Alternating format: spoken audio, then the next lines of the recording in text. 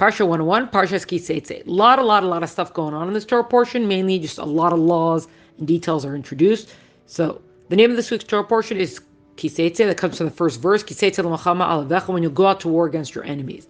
This specifically is talking about the optional wars that were fought, and optional as in not the wars of conquest of the land. Because that was very specific, that's spoken about, and the specific rules about that. Here's talking about once they're going to be in the land, if they're going to be people who pose they're enemies, they pose a threat, you're going to have to fight them, or if you're going to expand the land, for whatever reason, this is what it means. And it talks about when you're going to take captives in the conquering, in the war, there might be a beautiful woman there that a soldier's going to be attracted to her, and he's going to want to marry her. So there's a rule. This is going to go on for about a month. He's going to take her into her house, and she doesn't get to be in the woman's quarters. She's got to be right there in front of you all the time. You got to shave her head. You're going to let her nails grow. Got to change her clothing, because they said sometimes this woman would dress up in these beautiful clothing to try to seduce soldiers. You give their side advantage by distracting these soldiers, and she's going to cry. She's going to weep for her father or mother. So basically in this ugly, lowly state, this woman has to be in front of you for a month, and if afterwards you still decide to marry her, well, in that case she'll convert, and then you marry, you could do that. Then the verse continues, and it talks about, so when you'll send her away, and commentaries are saying the word usage is not necessarily if, but when, because something that comes about like this is probably not going to be a lasting relationship. But when you'll send her away, you got to divorce her properly and let her just be a free woman. You can't just make her a servant somewhere else. You can't sell her as a slave, even though she was once your captive. She just gets to go free now. Then the Torah portion goes on and talks about the inheritance of the firstborn, and that a firstborn gets a double portion. So there might be, especially in the times of polygamy, a man might have a favored wife and a wife that he doesn't really like, and they both have sons. They both have children. The firstborn, whatever wife it's from, is who gets the double portion. You can't play around with these things. Then it talks about the wayward son, the Ben Sora Mora. It actually says that this law never came to fulfill, was never fulfilled, in the sense that this never came to pass. So in a lot of ways, it's more of like a preventative commandment because of that. But this is still what the law would be. And there's very specific qualifications for a son, the wayward son, falling into this. So this is a generalized description, but there's very specifics about the who, the how, and the when, and that. Because it's the son he's reached adulthood, so he's past his bar mitzvah, and he's gone to this point where he's become such a glutton and a guzzler. He's now stealing. He's also become a thief to steal money to indulge himself in this kind of way. And then he's been told off by his parents. He's been warned. He's not listening. He does it again. So he's on a path now of one sin leading to another, which is kind of actually a little bit of a theme that's going to be seen in some of the commandments of this portion, how one sin can lead to another, God forbid. And he's going to be brought up before the elders of his city. The parents are going to be like, we don't know what to do with him anymore. And the kid actually gets stoned. As in, they're going to throw stones at him. It's capital punishment. So that's why it's very specific about what actually falls into this category. There's also an idea about even after someone's stoned, they hang the body up because people should see and be warned away from it. But in the land of Israel, a body, out of respect for the body, out of respect for the land, God's land, a body does not remain unburied past nightfall. So once the day's up, the body must be buried by that night, because it's a holy land and the body is a holy thing. Now, then it goes and it talks about if you see an ox or a sheep of your friend or whoever, if you see it straying, you got to return it. And if it's not of your brother, you got to return it. If this person is not near to you, you don't know who it is, then you got to take it into your house. And you got to take care of it until it can be looked after, and not just an ox or a sheep, but any lost item, really. Now, the only qualification for this is that as long as it doesn't come at a loss to somebody else, for the person taking it in. So if the sheep is going to eat too much, this sheep could be sold for money, and then that money, you hold on to that money to give to that person, the original owner, whenever you find him. Now, it also says that if you see the donkey or the ox of your brother falling under its load, you got to help him, right? You got to help the animal back up. You got to help kind of reload it. You don't just let it lie like, oh, they'll take care of it or something like that. And there's actually a little bit of an insight of this. A Chassidic insight is saying that if you see your brothers and you see someone who's fallen like a donkey or even like an ox, as in their behavior is a fallen kind of behavior, then you should help them. Don't just look away. Be there to help and guide and assist people. Then it goes into the laws of cross-dressing. The Torah uses strong language here. It calls it abomination. And it specifically says that a woman should not wear men's clothing and men should not wear women's clothing. And commentaries say that especially Rashi, foremost commentator of the Torah, say the only reason for this is because it leads to promiscuity. It's because the woman wants an excuse to go hang out with men, and leading to negative things, and the men are just trying to sin the same, and it just leads to no good. And that's the explanation for this. Then it goes into the law of sending away the mother bird, that it says that if you happen upon. So not if someone's got a chicken farm or something, oh, we just happen to come across the eggs and the chicks, so we'll send away the mother bird and get this mitzvah. That's not what it is. If someone's walking out in an unowned area and he comes across a nest and there's chicks in it, or there's eggs in it and he wants to take them, if the mother is there, it's a mitzvah that he must send away the mother bird. And the Torah actually says that a person gets long life for this mitzvah, and commentaries say, like, look, this is a mitzvah that incurs no monetary loss, and this is the reward for it. So imagine a mitzvah that it requires a little bit more effort. Imagine what the reward for it could possibly be. Then it goes on and talks about how a person who has a home, must build a parapet for the rooftop. So there's a rooftop, someone could go up there, you have to build a fence around it, because someone could, God forbid, fall from it, you don't want that blood there. So you could say, oh, no one's going to fall from there if not supposed to. So obviously God wanted them to fall. So that might be the case, or that is the case, but that doesn't mean you want that person falling from your rooftop. So it's a mitzvah specifically to create that guard, that fence there. Then it goes into something we've sort of seen before, that about mixing seeds. So like if you have a vineyard, you shouldn't plant other species within the vineyard. And it also says don't plow with an ox and a donkey. So you want to yoke two animals, you have to have two oxen or two donkeys. You can't do an ox and a donkey. It also goes back a little bit to shatnez, this mitzvah, about not mixing wool and linen. A press, woven, twist, or anything like that. There is a little bit of exception if there's like a linen garment that needs tzitzis on it. So you could kind of use woolen strings for it. And tzitzis, going on to tzitzis is any four-cornered garment is officially supposed to have tzitzis. People now wear separate tzitzis with their clothing, but technically anything that has a four-cornered garment for men has to have tzitzis on it. Then it goes into another thing. It says if a man marries a woman and he hates her, so first of all, a sin leading to sin, hating, you're not supposed to hate, and he's hating. And then it says that he's going to accuse her of improper conduct. So now he's slandering her, so sin leading to sin. And he's going to say before marriage she behaved inappropriately. And what this means specifically is when she was betrothed to me before the marriage occurred. Because in those times, the betrothal was kind of like marriage, even though they weren't living together yet. But the man and woman were bound by the parameters of marriage, I guess, during the time of betrothal leading up to marriage. So he says he's going to slander her now to say that during this time when she was betrothed to me, she's technically on the status of wife, even though she's not yet a wife, but it's the status that she's at, and she acted inappropriately. And then it says the parents should stand up and provide a defense for this woman, and the father's going to say, hey, this man accused my daughter, and they're going to have to prove that the daughter did not behave inappropriately. If that is the case, and they actually prove the daughter did not behave inappropriately, then the man is going to receive lashes. The husband who put out these accusations receives lashes, and he has to give the father, he has to pay 100 silver shekel, and he's not allowed to divorce her.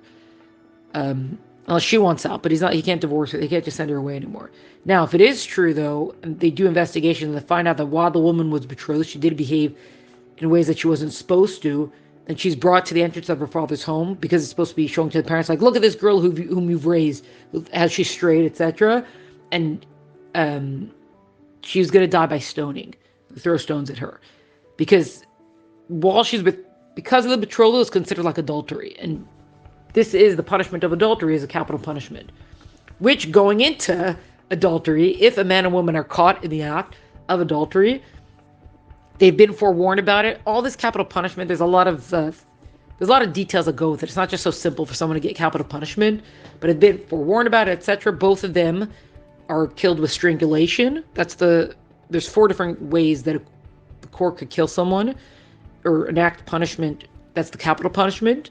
So strangulation is for this, because God says you must eliminate this evil from amongst you. Now, there is an idea of, let's say there's a girl, especially here it talks about particularly like a virgin girl who's been betrothed. So she's sort of the status of wife, even though she's not officially the wife yet. And let's say a man comes and he overpowers her and he sleeps with her.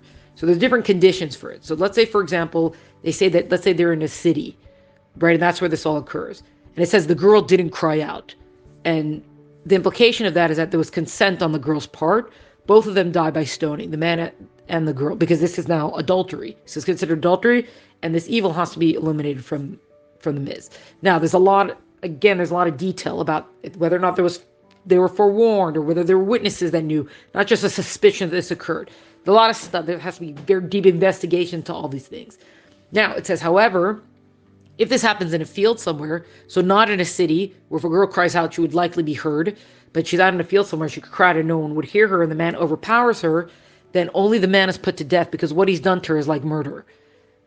It's the same way that a man kills another man, he has to be put to death, because that's murder. It says the same thing happens here when this man essentially takes advantage of this girl, because out in the field, even if she would have cried out, we would say that there is no consent here. It's kind of using this as more metaphorically for these two different statuses. Now, if the girl was not actually betrothed and the guy just went and took advantage of her, then he has to pay 50 silver shekel to the father if they get discovered. And there is an option for marriage if she wants it. So whatever the condition might be, whatever had occurred, maybe she wasn't entirely against everything that happened, and so they can get married if she wants. And the man now is not allowed to divorce her without cause. He can't just decide, man, what did I get stuck with, and send her away. The whole thing with the divorce and sending away means that he's going to have to take care of her for the rest of her life. That's kind of what it means, because that's part of the marriage contract. So that's all these things about you can't just divorce her. That's what the implication of all these things are. So the woman has a choice in all of these things as well. Going here, it continues with certain things that his son can't marry his father's wife. Whether or not it's his mother, he can't marry his father's wife. It talks about how a man whose reproductive organs, something's happened to them, so he can't reproduce naturally, is not allowed to marry someone who's a natural Jewess. It talks about a mamzer, and not just a bastard, but a biblical bastard. So there's certain forbidden relationships that if a child is born, that child is considered a mamzer. Is not allowed to marry a natural born Jew, and it says even up to 10 generations. The mamzer does not fully ever come into the assembly of God through marriage in this regard. It talks about how a male convert, specifically male from the nations of Ammon and Moab, cannot ever enter the assembly of God. They can't marry Jewish. You don't accept them. If they try to get in. Specifically, for example, why is this? Because Moab, the whole story with Bilam, and they wanted to curse, and Balak and all that sort of stuff, that was the nation of Moab that tried to do that. Also, just another thing is that the nations of Ammon and Moab, they came from Lot, all the way back to the story of Sodom and Gomorrah, and Lot had to run away, and his wife turned into a pillar of salt, and he ran out with his two daughters, and they thought the whole world had come to an end, so they seduced their father, so their children are bastard children. In this regard, like the mom, so going like to the moms or before, so that's why the men of those generations, of those nations can't marry into the Jewish people. Now, however, it does tell us that the nations of Edom, which comes from Esav, and Egypt, the third generation of after conversion, 3 generations later, they can marry into the Jewish people. And first it says, because Edom was your brother, right? Yaakov and Esau, they were twins. And Egypt, you originally went down there when there was a famine, and you were sojourner in their land, and you were taken care of down in that land. Well, originally. But also part of what it just goes to show is that someone trying to hurt someone else, perhaps there can be eventual kind of forgiveness for that. But someone who causes someone else to sin is so much worse, which is what happened with the whole story with Bilam and Moab. They couldn't curse him, so then they decided instead to try to seduce him, and that whole thing occurred.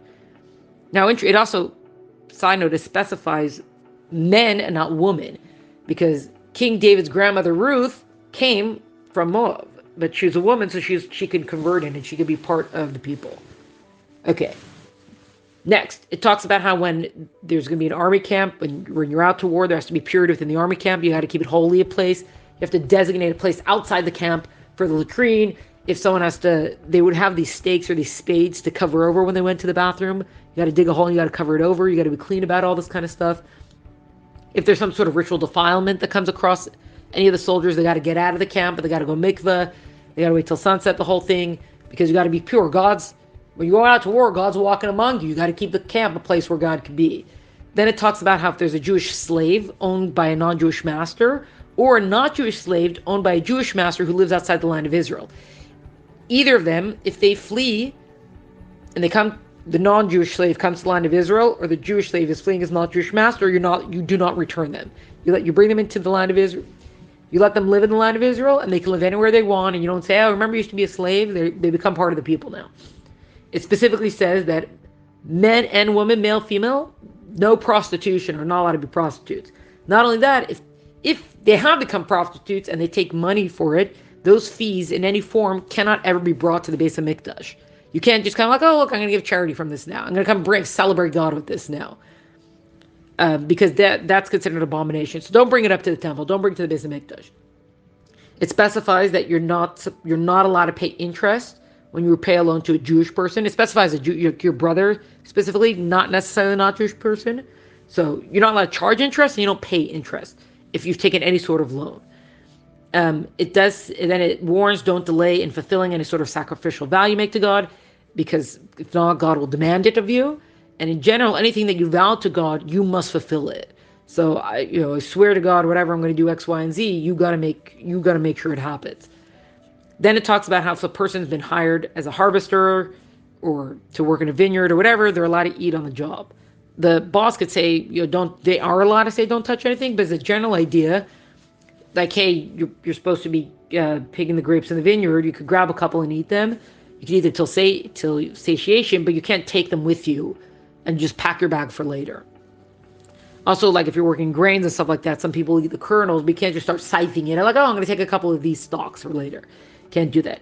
It talks about if a man wants to divorce a woman, a husband will divorce a wife, and it says for any unseemly matter, which actually offers a wide range of possibilities for why a husband might divorce a wife and what could cause grounds for divorce. Then the mitzvah is he has to give a bill of divorce, right? And if the woman then goes and marries somebody else and then divorces him or something, she cannot go back to the original husband.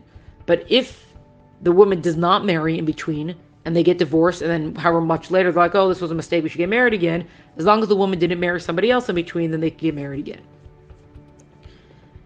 And it's just interesting that the Torah talks about divorce. It inserts it here. It's not like other religions that there was a lot of upheaval with the whole divorce thing. The Torah says this sometimes, this can happen, and this is the way to go about doing this, and just this is how it's done. That's all. Then it talks about also a man who's married in his first year, he's not supposed to go out to war. The last Torah portion gave different, if a person has this, that, whatever, then they don't go out to war. But a man in his first year of marriage doesn't go out to war. He's supposed to stay at home with his wife. It talks about how if someone gives a loan, a person might take a security to make sure that the loan is repaid. Or if someone says, oh, I can't repay it, but I'll pay it for you eventually, then they take security. So it says specifically that when you take a security from a debtor, you're not allowed to take anything that's necessary for life and livelihood. So if a person's a blacksmith, you can't take away his tools. So, I'm going to hold on to this until you pay me back. Well, he can't pay you back then. So you're not allowed to. It also says that you don't get to go into the home and like, oh, I'll tell you what I'm going to take for security. No, the person is going to give you where you're taking for security. And it also mentions specifically, like, let's say, for example, especially in those times, if you have a poor person, so he's got his day garment, he's got his night garment, his nightgown or whatever it is, his nightshirt. So let's say you say, okay, during the day, I'm going to take your nightshirt and hold on to it, because a poor person probably has 2 pieces of clothing, right? So when it's going to be nighttime, the person's going to go to sleep, you got to give it back to him. And it says this is actually going to stand you as a merit before God when you behave like this.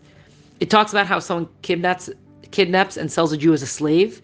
That person, they witness and warn, all going back to all that kind of stuff. That person, capital punishment, strangulation for a person who does that. It goes back or returns to the laws of. It says you should guard the laws of tsaras. It doesn't go into all the details of tsaras. Tsaras is the leprosy, the spiritual defilement that could occur, the white stuff. Many Torah portions ago that was spoken about, but it just returns to it. Guard this. Remember what happened to Miriam when she spoke lashon hara against me, and etc. It says that in general, we've learned that a person should not withhold wages, and here it says specifically that if a person is a poor employee, you must pay them on time, pay them right, do not delay in paying them. It says that a father/son cannot be put to death from each other's testimonies.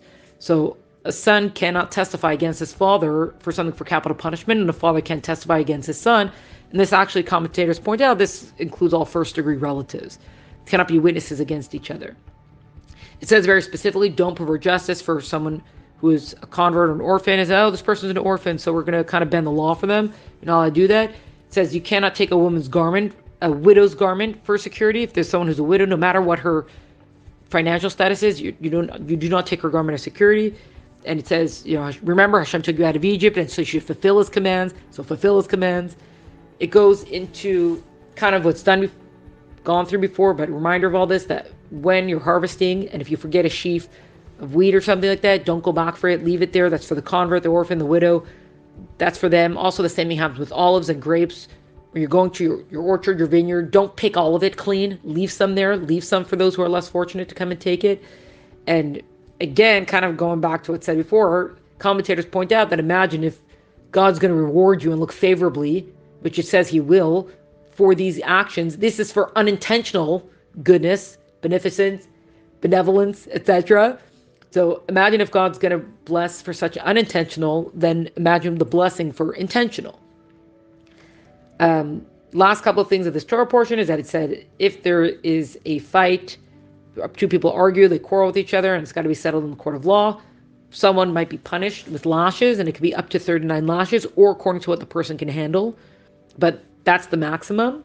It says that you shouldn't muzzle an ox when he's threshing grain. Any animal who's doing anything with the some sort of food produce, you got to let him nibble and snack while he's working.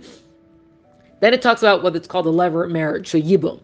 This is if there's two brothers and one of them dies without any heirs, it is a mitzvah for the brother to marry the widow. Specifically, a widow who could still have children. So if she's past childbearing age or whatever it is, then it's a different situation. And part of what it is that this brother is now going to take over his brother's estate, and he's going to keep the brother's name alive. That's what it's for. Now, let's say this man decides, the living brother decides he doesn't want to marry this woman for whatever reason. So the widow's going to come before the court and say, hey, this man doesn't want to marry me, etc. So what she has to do, this is the yibbum, she removes, this is called chalitza. She takes off his shoe, and then she spits on the ground before him, and she says, this is what happens to someone who will not build his brother's household. And then she can go and marry whomever she wants. It talks about how you shouldn't own two different weights and measures. So someone might own a heavyweight for buying. Someone's buying from them, they'll put a heavyweight there. Like, oh, okay, here it is. And if they're selling, they'll sell with a lightweight. Like, oh, you want to buy it from me? Oh, wait, that's kind of opposite. But they'll have two different weights and measures. You should not have that. God calls that an abomination, to be dishonest like that in business dealings. And then the Torah portion ends off with in some detail, remember what Amalek did to you, this nation of Amalek, and remember that you must obliterate them. You must obliterate Amalek, man, woman, child, animal, etc., and obliterate anything that can hold a memory of them even. Remember this. Don't forget. That is what the Torah portion ends off with.